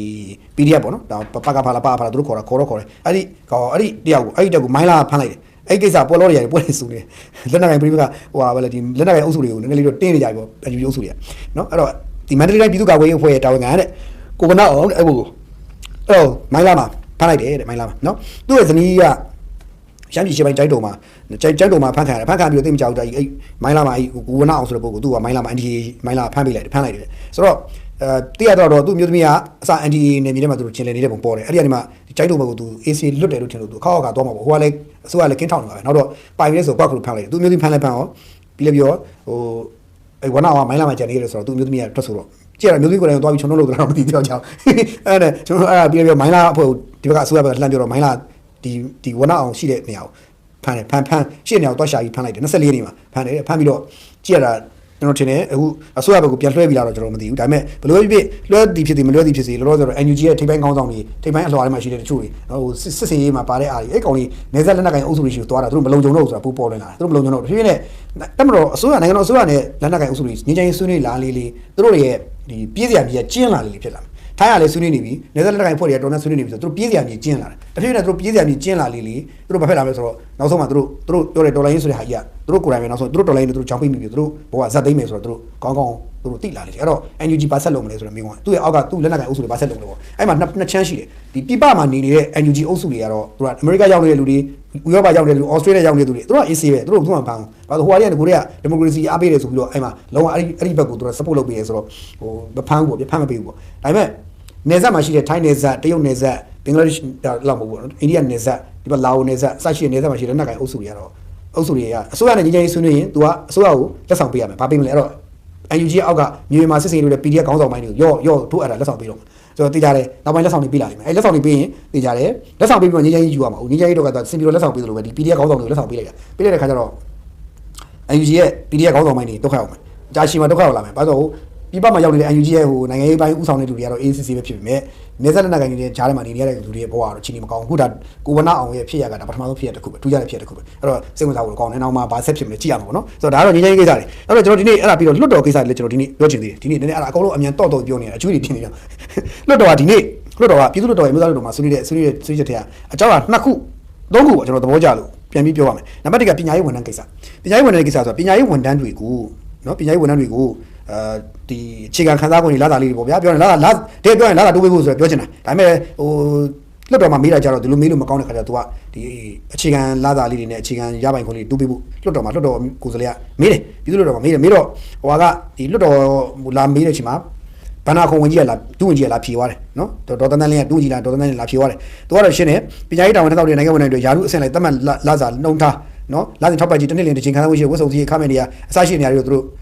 လုတ်ပေးနေတယ်ပေါ့နော်ဒီဆောင်မှုရှိသူလုတ်ပေးနေပါတယ်ဒါပေမဲ့လည်းပေါ့နော်သူခီးစိတ်ဒီခီးတော်နေတဲ့စိတ်ဒီဘာညာပေါ့အဲ့ဒါကိုလုတ်ပေးပါတယ်ပေါ့ဒါပေမဲ့လည်းပေါ့နော်ဒါပေမဲ့လည်းဒီဒါတွေတတ်မှတ်နှုံထားတွေလာစဉ်ချိမိကိုတွေရှိနေတဲ့အတွက်ဒီဟိုလာစာတိုးပေးဖို့ဆိုတဲ့ကိစ္စကိုတော့နော်နိုင်ငံတော်ဆိုတာလက်တလောပညာရေးဝန်ထမ်းတွေနဲ့ဆရာဆရာမတွေကိုထိုက်တဲ့ချိမိကိုသူ့ကိုလာစာတိုးမြင့်ပေးရင်စီစဉ်မရှိသေးဘူးဆိုပြီးတော့ရှင်းလင်းဖြေကြားတော့ဒါဟိုသူတို့မှာအခြားပေးတွေရရှိတယ်ဒါပေမဲ့လာစာတို့ချိမိကိုပေးဖို့ကြတော့တိုးမြင့်ပေးဖို့ဆိုတာကြတော့နည်းနည်းလေးမဖြစ်သေးဘူးပေါ့ဗျာအဲ့ဒါမျိုးဘာနာကွန်တူဝင်ကြီးလာဖြေသွားတယ်အဲ့တော့ဟိုဆရာဆရာမတွေအနေနဲ့လည်းစေမကောင်းမဖြစ်ကြပါနဲ့ဘာလို့တိုင်းပြည်ရဲ့အခြေအနေကတကယ်လဲဟိုချမ်းသာနေတာမဟုတ်ဘူးတိုင်းပြည်လည်းအရင်ချမ်းသာနေတာမဟုတ်တိုင်းပြည်ရဲ့အခြေအနေကလုံးနဲ့ချတဲ့ဘက်တော့လိုက်နေတာတကယ်တော့အဲ့တော့ဟိုဒါပေမဲ့ဖြစ်တင်လားဆိုဖြစ်တင်ပါတယ်ကျောင်းဆရာဆရာမတွေဆိုတာကျောင်းဆရာဆရာမတွေရဲ့လစာမြင့်ဖို့လိုအပ်တယ်ကျွန်တော်အရင်တော့လည်းခဏမှပြောခဲ့ဘူးလေကျောင်းဆရာဆရာမတွေရဲ့လစာအမြင့်ဆုံးအုပ်စုတွေမှာထည့်တင်တယ်ပေါ့နော်ဘာလို့ကျွန်တော်အဲ့လိုထည့်ခိုင်းလဲဘာလို့ဆိုတော့ तू ကကျွန်တော်တို့ဆရာဝန်တွေလည်းသူတို့ပဲတင်ပြီးမှုထုတ်ပေးတာဆရာဝန်ဖြစ်မဲ့လူတွေနော်သူတို့ရဲ့ဟုတ်တော့ခင်ဗျာအချိန်ပညာမူလာတဲ့မူဂျိုကနေစပြီးgrade 12အောင်တဲ့အထိအဲ့ဒီအုပ်စုတစ်အုပ်စုလုံးကအဲ့ဒီအုပ်စုတစ်စုံရဲ့အပေါ်ကနေလွှမ်းမိုးပြီးလုပ်နေရတာသူတို့လုပ်နေရတာအဲ့တော့ဆရာဆရာမတွေကပညာရေးပိုင်းဆိုင်မှာသူတို့ကလည်းပညာရေးပိုင်းဆိုင်မှာကျွမ်းကျင်အဆင့်ဖြစ်အောင်သူတို့ကလည်းသူတို့ကိုယ်သူတို့ထပ်မြင်ရမယ်ကလေးတွေပုံမှာကလေးတွေကိုသူတို့တင်တဲ့ခါမှာတကယ်ကိုကျွမ်းကျင်တာသူတို့မြင်ရမယ်ဒါပေမဲ့ကျွန်တော်ပဲလာတာခံစားဝင်အခုအစိုးရဝန်ထမ်းဆရာဆရာမတွေလာတာလေဒီပုဂ္ဂလိကကျောင်းဆရာဝန်ထမ်းဆရာဆရာမတွေလာတာနေအခောက်ချိုးမကကွာကွာဟမှုအများကြီးဖြစ်တယ်ဖြစ်တော့အရသာဟိုဘွဲရရိုးဘွဲရတယောက်ရိုးဒီဘွဲရတယောက်ကဒီဆရာဖြစ်တဲ့နယ်လေးသွားပြည့်တယ်ပြီးပုဂ္ဂလိကကျောင်းမှာသွားတင်လိုက်လို့ရှိရင်သူကလာတာအများကြီးရပဲဒီမှာဆရာဆရာမတွေပြည့်20 30 15နှစ်20 30သူတို့ဆရာမတွေလာတာတုံရင်တလောက်ပဲဆိုတော့ဆရာမတွေမှာလည်းရင်းနေမှာရှိတယ်အခုဒီကျောင်းဆရာဆရာမတွေကတစ်ဖက်မှာကျူရှင်တယ်လို့အပြစ်မြင်ခံရပြီမဲ့တခြားဘက်မှာပြန်တွေးကြည့်ရင်သူတို့ပိုရနိုင်တဲ့လာတာရှိပါလိမ့်မယ်ပို့ပြီးတော့ပဲသူနိုင်ငံဝန်ထမ်းဆိုတဲ့ဘဝကိုဂုဏ်ယူသွားနေသူကဆက်ပြီးလုပ်နေကြတယ်ကြာရတာဝန်ထမ်းဆောင်တယ်ပို့တဲ့နေရာရောက်အောင်သွားတယ်ဒီလိုလုပ်ကြရတယ်တွေ့ရအဲ့တော့ဟိုအစိုးရအနေနဲ့လည်းဒါနောက်မှာထည့်သွင်းစဉ်းစားတဲ့အခါဦးစားပေးထည့်သွင်းစဉ်းစားပြီးဖို့လိုအပ်တယ်ပေါ့နော်ဆိုတော့ဆရာဆရာမတွေလက်ရှိမတိုးသေးတာကိုလည်းစင်ကောင်းမဖြစ်ကြပါနဲ့ဟုတ်တိုင်းပြည်ကအခုမှရုံးရင်ဆန်ကရုံးလုံးလိုက်ချလာပဲလိုက်ပြီးတော့အစိုးရလည်းပုံလည်းပဲတော်တော်လေးကိုဒီစင်ရဲတွေရုံးထားနေရတဲ့အစိုးရအဲ့ခါကျတော့အပြန်လန်တဖြည်းဖြည်းနဲ့ဟိုနားလည်မှုတိဆောက်ပြီးအပြန်လန်တဖြည်းဖြည်းနဲ့ဟိုတိုင်းပြည်တိုးတက်အောင်ရင်လုပ်ကြရင်တိုင်းပြည်တိုးတက်တဲ့ကြိုင်နဲ့ပညာရေးကဏ္ဍဆရာဆရာမတွေရဲ့ခံစား권တွေတိုးအောင်လုပ်ရမယ်ကျန်းမာရေးကဏ္ဍလူတွေတိုးအောင်လုပ်ရမယ်စစ်သားတွေရဲလာတာတိုးအောင်လုပ်ရမယ်ကျွန်တော်ခဏပြောတယ်ပညာရေးကျန်းမာရေးစစ်သားရဲဒါလုံးဝထိဆုံးတာမှထားပေးရမှာကျွန်တော်တို့လူတွေရဲ့နေ့စဉ်ဘဝမှာစားဝတ်နေရေးလုံခြုံမှုဒါတွေအရေးကြီးတယ်အဲ့ဒါတွေအကုန်လုံးရဲ့ key sector တွေပေါ့နော် key point key sector တွေအဲ့အုပ်စုတွေကိုလည်းဦးစားပေးမှာထိဆုံးအောင်ထားပြီးတော့အလွှားလိုက်တော့ထားဖို့လုပ်ပါတယ်နော်ကျွန်တော်တော့ဟိုဒါသာမတိုးမြင့်မှုအစီအစဉ်ရှိသေးဘူးတဲ့အကြောင်းဟိုဆိုရဒူဝင်ကြီးကဘာနာကွန်ဒူဝင်ကြီးကလာဖြေသွားတဲ့အချိန်မှာဆရာမတွေတို့စိတ်မကောင်းဖြစ်တယ်တိုးတော်လည်းဆရာမတွေအနေနဲ့ကျွန်တော်စိတ်မကောင်းဖြစ်ပြီးလို့ခင်ဗျားတို့လည်းထပ်မဖြစ်ကြပါနဲ့လို့အဲ့တော့ရဖို့လည်းကျွန်တော်ပြောလဲနေပါတယ်တနေ့အချိန်တစ်ခုမှာတော့ကာလတစ်ခုမှာတော့ဖြစ်လာပါလိမ့်မယ်ဒီကာလဒီမှာတော့အစိုးရလည်းနည်းနည်းစဉ်းစားခဲ့တဲ့ခါမှုပေါ့နော်ဆိုတော့ကျွန်တော်တို့တော့တိုးပေးတဲ့လူတွေမှာပါပါသလားမထိတန်းအထက်မှာအုပ်စုတွေမှာထည့်တင်တယ်လို့ကျွန်တော်တို့အမြင်အမြဲရှိပါတယ်မပြောင်းပါဘူးတိုးတော့ဒီကာလအချိန်ဒီမှာတော့တနေ့တော့တောင့်ခံပြီးတိခံပေးကြပါအောင်လို့ပဲကျွန်တော်တို့ကတော့အစိုးရကိုယ်စားမြစ်တဲ့ရခံလို့ဖြစ်တယ်ဘာလို့ဟိုဆရာမတွေရဲ့တံပိုးကလည်းကြီးပါတယ်နော်ဆရာမတွေရဲ့တံပိုးလည်းကြီးပါတယ်ပြီးတော့ကျွန်တော်တို့ကဆရာမတွေနဲ့ပတ်သက်အမြင်တမ်းအမြင်ဆုံးမှာပဲမြင်ချင်တာထားချင်တွေ့ချင်တာပါအဲ့တော့ဟို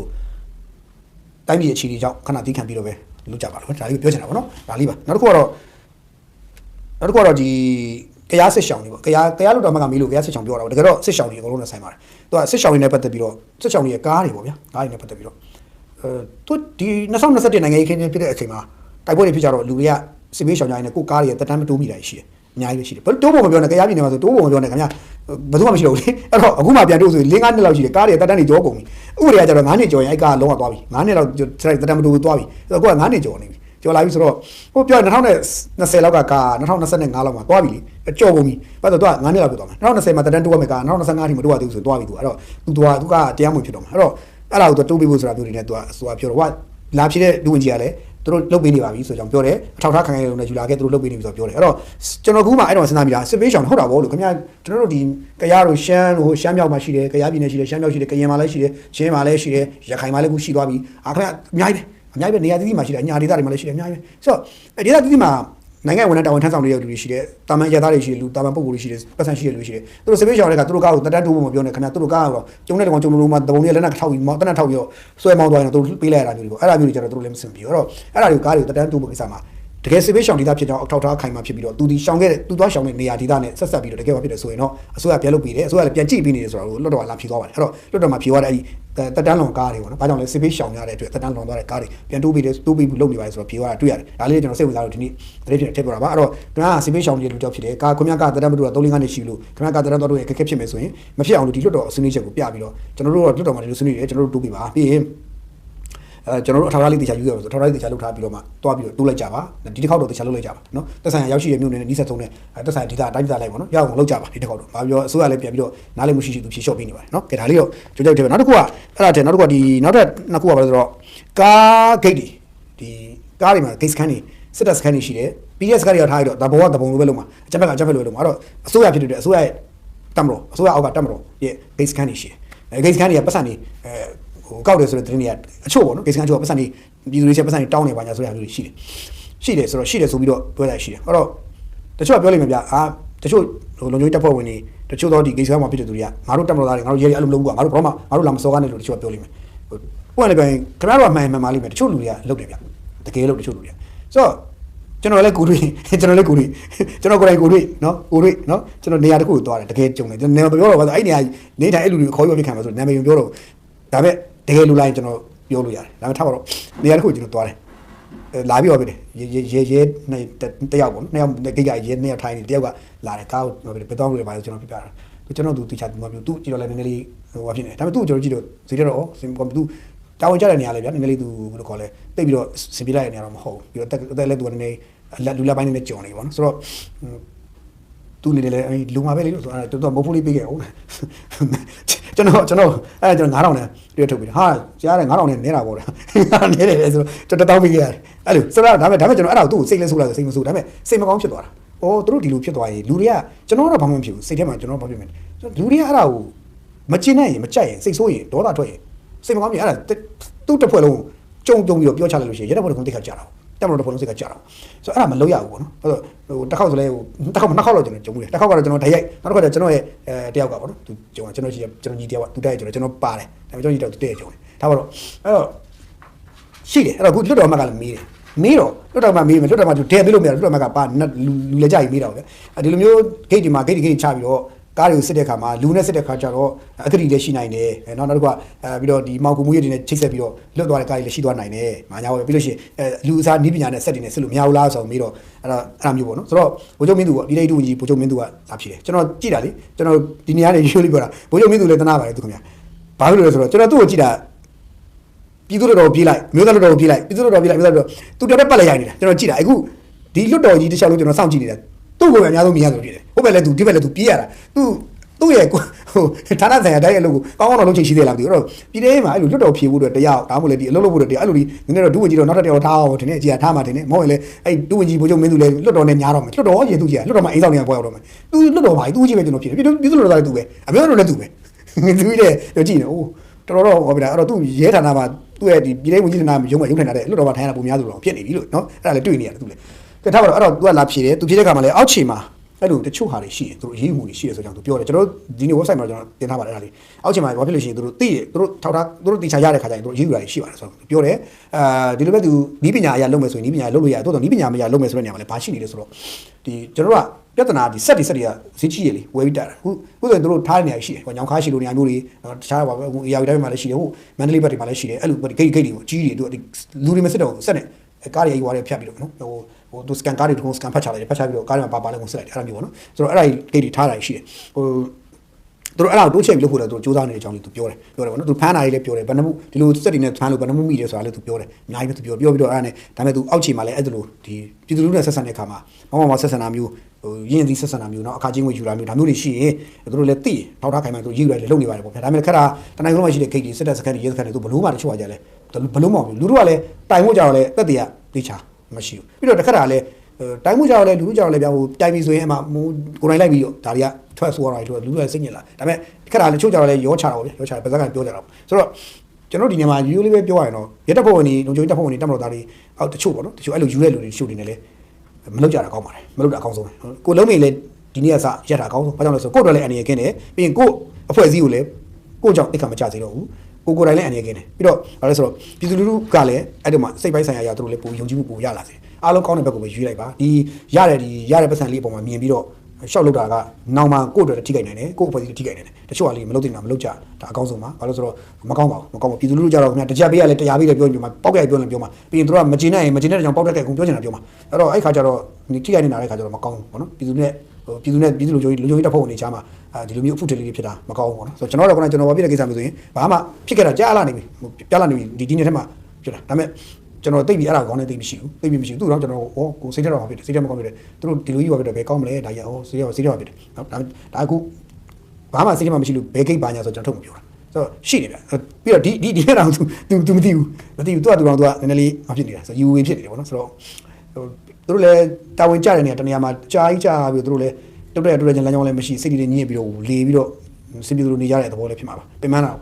ဗျာသူတို့လည်းပင်မပါတယ်ပင်မတဲ့ခါကျဒီလိုရှိမယ်ဒါလည်းကျွန်တော်ဒီလိုနားလဲပါဒီလိုပဲနားလဲပေးပါတယ်ဘာလို့ဆိုတိုင်းပြည်ကပင်မနေပြီဗျကျွန်တော်အားလုံးပင်မနေပြီကျွန်တော်လည်းပင်မနေပြီခင်ဗျားလည်းပင်မနေပြီဘာလို့ဆိုတနေ့ကျွန်တော်တိုင်းပြည်ကတိုးတက်ကြောင်မတော်ဘူးပြဿနာပေါင်းတောင်းချောင်းကျမှပတ်လက်ရိုက်ပြီးတော့တပုတ်လူဖြစ်နေတာအဲ့ဒီအထက်မှာကျွန်တော်လဲနေရတော့ပင်မလာပြီကျွန်တော်လည်းပင်မနေပြီခင်ဗျားလည်းပင်မလောက်ပြီအဲ့တော့အစိုးရလည်းပင်မနေပြီလူမျိုးတော်လည်းပင်မနေပြီလက်နက်ကိုပုံကန်သူလည်းပင်မနေပြီနော်ဘေးကလက်ခုပ်တီးတဲ့ကောင်တွေတော့တီးကျွန်တော်တို့အိမ်ချက်ချင်းခေါ်နေတာခေါ်တဲ့ချက်တွေလည်းလက်ပန်းနေကြနေပြီအိမ်ချက်ချင်းခေါ်နေကြတာခေါ်တဲ့ချက်တွေလည်းလက်ပန်းကြနေပြီဒါပေမဲ့ဟိုကလက်ခုပ်တီးတဲ့ကောင်တွေအပြင်တီးနေတော့ကျွန်တော်တို့ကအဲ့ဒါကိုခေါ်နေကြတော့ဟိုလူတွေကဇက်တွေကျိုးနေပြီခေါ်မတက်တာလို့ခေါ်နေကြတော့ပဲဖြစ်နေတယ်ရပ်ပြီးတော့ကျွန်တော်တို့ပုံစံလေးတစ်ခုချိန်ပြီးတော့ကျွန်တော်နိုင်ငံသားအားလုံးစီးလုံးညီတဲ့ရှုထောင့်ဘက်ကနေတိုးတက်ကြောင်အတူတူကရုန်းကန်စူးစမ်းကြရင်ပုံမကောင်းလားဆိုတဲ့ဘက်ကိုပဲကျွန်တော်တို့ဇောင်းပေးခြင်းပါတယ်နော်ဒါလေးကကျွန်တော်တွားထည့်ပြီးတော့နောက်တစ်ခုကကျွန်တော်တို့ဒီ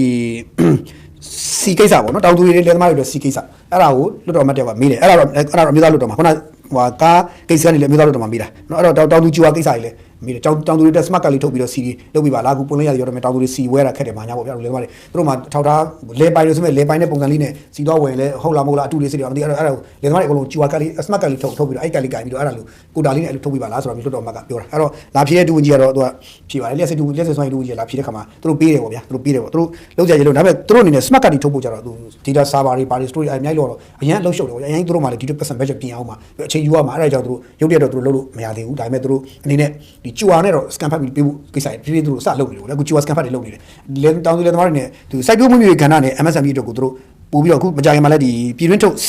်စီပေါ့နော်ဒီဇယ်ပေါ့ဒီဇယ်ပြည်တွင်းထုတ်ဒီဇယ်15တန်းလောက်ဖြန့်ပေးဖို့သူတို့လုပ်နေတယ်လို့ပြောတယ်ပုံမှန်လားဆိုရင်3တန်းခွဲလောက်သူပြပစီတွေ3တန်းခွဲ4တန်းအဲ့လိုတွင်းနေတယ်လည်းရှိပါတယ်ဆိုတော့သူပြောတယ်သူပြောပေးနေတာတောင်သူလေသမားတွေနဲ့ SME စိုက်ပျိုးနေတဲ့ SME တွေပေးနေရှိပါတယ်လို့ပြောတယ်အဲ့တော့တောင်သူလေသမားတွေဘက်မှာလည်းရှို့တောင်သူလေသမားတွေဘက်မှာလည်းဟိုတကယ်ဟိုတချို့တွေကလည်းရှိရဗျဒီကနေမောက်ကိုစီတွေလည်းဝယ်လို့တချို့လည်းစီရလာတယ်ကိုတာရတယ်ကိုဒီမှာလည်းရှိနေပြီသားဆိုကိုလည်းတချို့ကတူလောင်ထားလို့ရှိရင်ပြန်ထုတ်အောင်လားဈေးနှစ်ဆရရင်ပြန်ထုတ်အောင်လားအဲ့လိုရှိတော့တောင်သူလေသမားရဲ့လေသူတော်သမားရဲ့လည်းရှိနေအဲ့တော့တောင်သူလေသမားကတော့တောင်သူလေသမားပေါ့ဗျာတကယ်စိုက်ဖို့လိုတဲ့လူတွေတော့ကတော့တကယ်ပေးဖို့လိုရတယ်ဒါပေမဲ့လေသူတောင်သမားဆိုရင်တော့ပြဿနာရှိတယ်အဲ့တော့ဒီလိုဖြစ်စီကမူကျွန်တော်တို့အားလုံးကဘာဖြစ်နေရလဲဆိုတော့ခုနလိုပဲ73စီဆိုလဲ73စီအရောက်ကျွန်တော်နိုင်ငံအကုန်လုံးကအကန့်အသတ်မှရှိတယ်အားလုံးကကျွန်တော်တို့လိုတလောက်မရနိုင်တဲ့အကန့်အသတ်ခုနဲ့တွားနေရတဲ့အချိန်မှာအားလုံးကချွတ်ချံချွေတာပြီးတော့ပဲတိုင်းပြည်ဆင်းရဲတဲ့အချိန်မှာအားလုံးချွတ်ချံချွေတာပြီးတွားမှရမယ်ပေါ့နော်ဆိုတော့တိုင်းပြည်ဆင်းရဲတဲ့အချိန်မှာတိုင်းပြည်ဆင်းရဲနေတဲ့အချိန်မှာကျွန်တော်အားလုံးချွတ်ချွတ်ချွေတာပြည်သူလူထုအများစုကချွတ်ချွတ်ချွေတာမှုလုပ်ပေးရဖို့တင်တယ်လူလူစုကတော့စမ်းကြပါဗျာခင်ဗျားတို့ကစမ်းမယ်လူတွေစမ်းကြပေါ့ဒါပေမဲ့ကျွန်တော်ကပြည်သူလူထုအနေနဲ့ကတော့ကျွန်တော်ပြည်သူလူအားလုံးအနေနဲ့ချွတ်ချွတ်တာတဲ့လောက်ချွတ်ချွတ်တာပြီးပပနဲ့လေးနေကြဖို့လိုတယ်ဒီကာလမှာဘာလို့ကျွန်တော်အိန္ဒိယနိုင်ငံတွေချို့လေစီးပွားရေးကျတယ်ထိုင်းရောစင်ကာပူစီးပွားရေးတက်တော့တက်မလို့ကိုဗစ်နောက်ပိုင်းစာပြီးစီးပွားရေးတွေတန်းပြီးတော့